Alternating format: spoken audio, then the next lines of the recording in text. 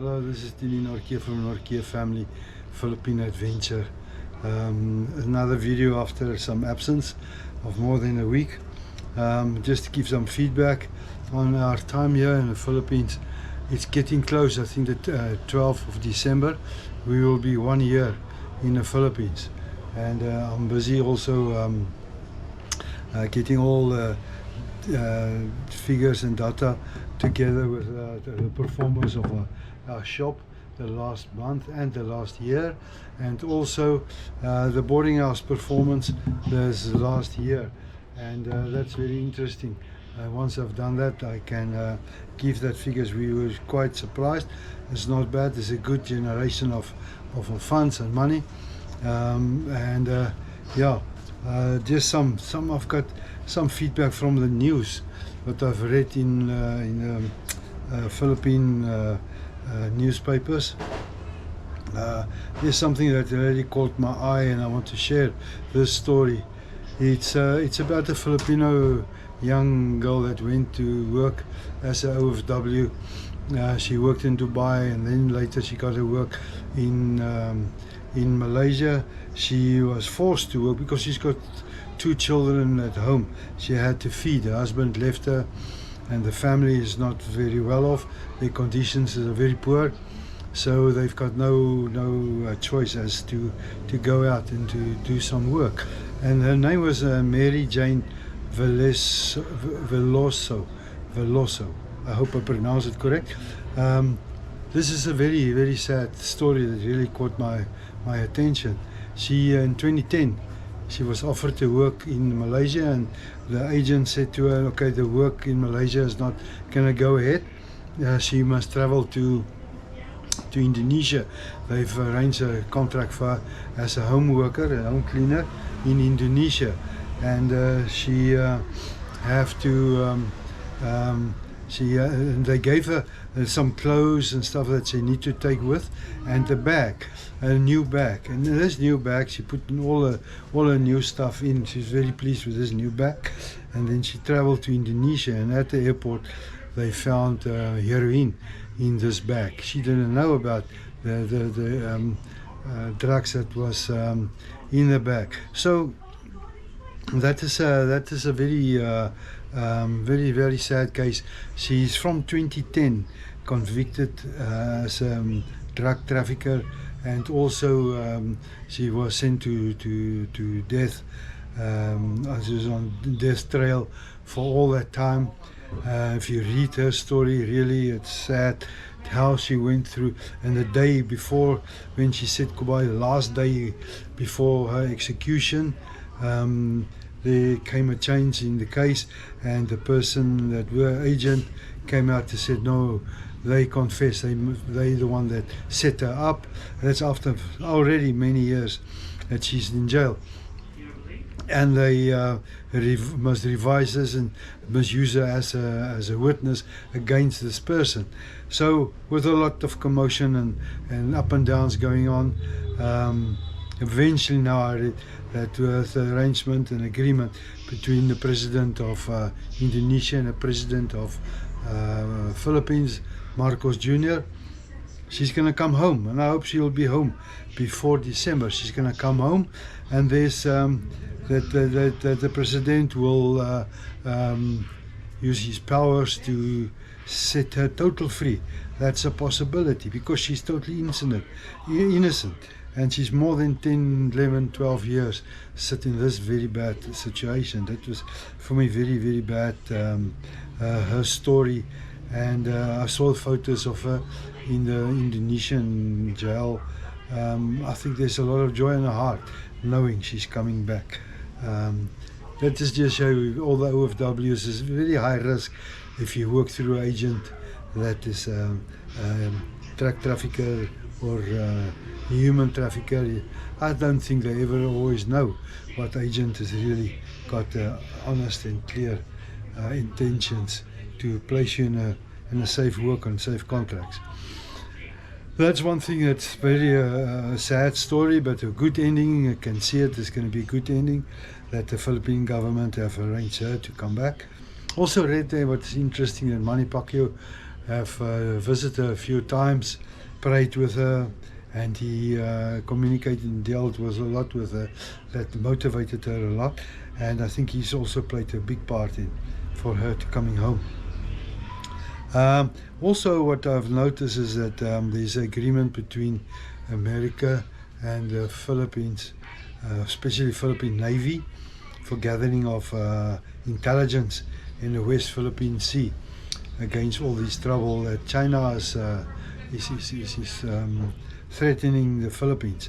So I think that is a good thing to get the intelligence gathering up to first class, because on good intelligence you can make good decisions and you can prepare for actions, because they were caught unaware of many actions of the Chinese in the past, and I think the military of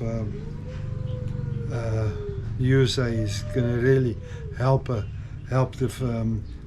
Philippines to improve in this area, and they will be prepared for the Chinese.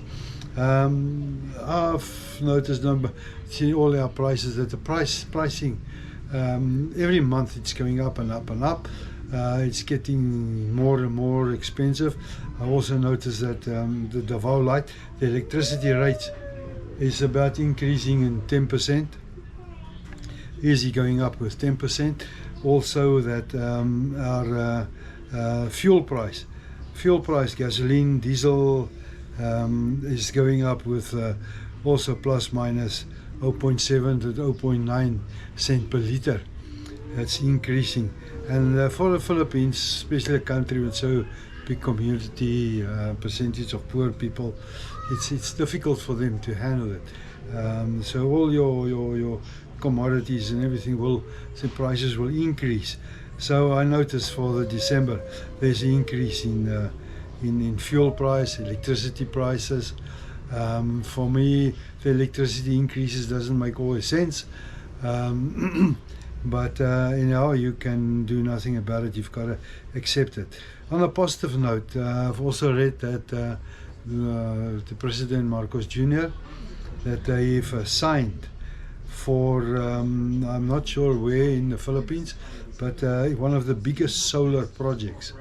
It's a PV. That's a solar project. One of the biggest projects is, they reckon it's going to be plus minus 200 billion pesos project. So that's a massive big project, and supply electricity for more than 2 million homes. That's what they plan for, and this is something good. I think the Philippines need more and better to manage and generate and manage and maintain their electricity supply. It's getting very expensive, and I believe there's many actions they can take to improve that. Also, I noticed all the Luzon, Manila, Luzon islands, they've been hit so hard with the typhoons. I think there were one of two of the cities has already got 6 typhoons, serious typhoons this year. Now that poor people feel very sad for them, very bad for them. But I still believe that there's not much you can do, but what they can do and improve is their drainage systems. Definitely for drainage, to get the flood water out as soon as possible, and also even to block the flood water. I think there's enough technology in place to improve that and to get that going. So that's some of the news highlights here from the Philippines. I've noticed there's a lot of commotion going on the political side against the politicians, but that is normal. If it's not, then it's not a normal. Not everyone is happy with the government of the day. So yeah, that is something that is ongoing. But otherwise, we're keeping well. We are doing very well with the shop.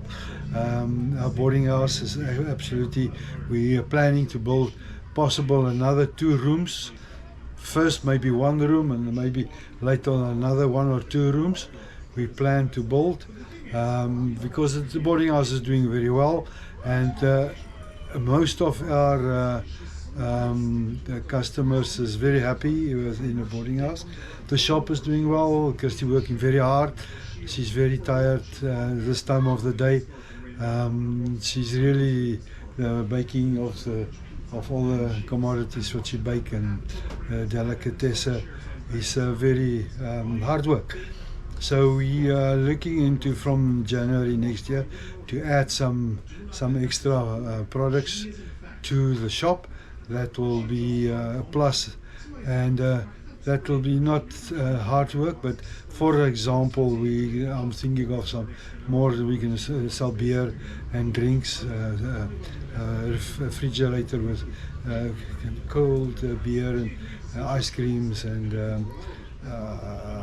some cold drinks that we will sell, and book supplies.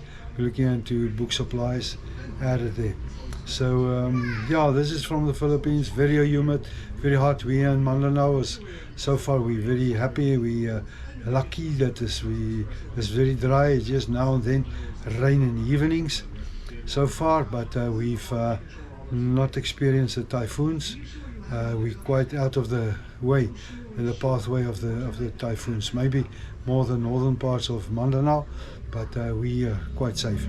Just we now and then catch some heavy rain, but it's not something critical, something good. Thanks for watching, and have a blessed day, and God bless. Please subscribe and press thumbs up, send me a comment. Thanks, bye. Good morning. Wife has set up the Christmas tree and Christmas decorations. Very nice.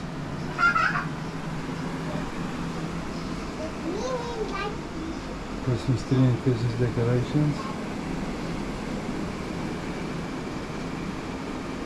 It looks very good. Gives it this atmosphere. This house is very full. We try to maximize all space using racks. My next project will be a folding desk mounted to the wall.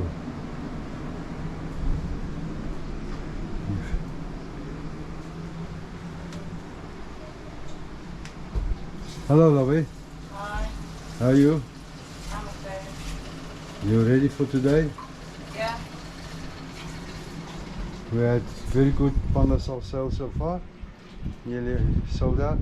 And this is a putu and kushinta that's been prepared for the clients. Looks good. And then we have, you can see it's nearly empty. There's some Pandasal left, but it's nearly about empty.